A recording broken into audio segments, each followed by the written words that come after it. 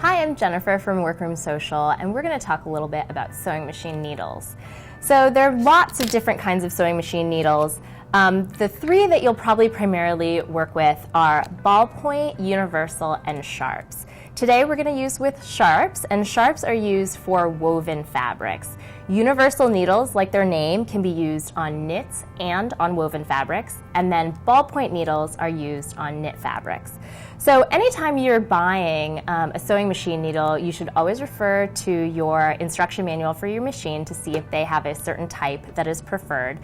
My machine is a very general, any home sewing machine needle is fine. They're pretty standard.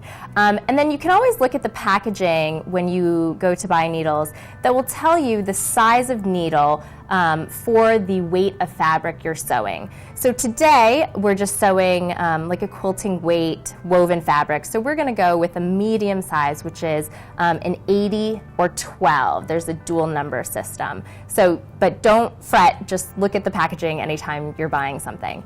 So what you want to do is you'll get a pack of needles and you'll just take one out.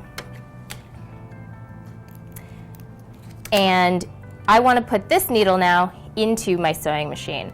My sewing machine has a little dial on the right, and so I'm just going to twist it counterclockwise to the left, lefty-loosey, and I'm going to take my old needle out. I'm going to put that aside. Now I want to put my new needle in. Now the needles have two main areas that you should pay attention to. The first is the eye of the needle here. And on the front side, there's a little tiny groove, and that's where your thread sits. You want to make sure that that's facing you on most standard sewing machines. And then on the back side, you'll notice that the eye, it's flat, so you don't want to use that because there's nothing for your thread to sit in.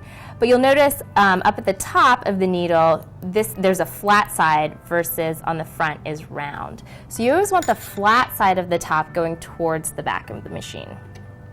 So you'll just put it up into the machine, and now you want to make sure that you really push it up as far as it can go. If your needle isn't all the way in the sewing machine, then you might have some stitching problems, including skip stitches, which is never fun. So then tighten your dial to the right clockwise until it won't go anymore, and then you've changed your sewing machine needle. It's time to sew.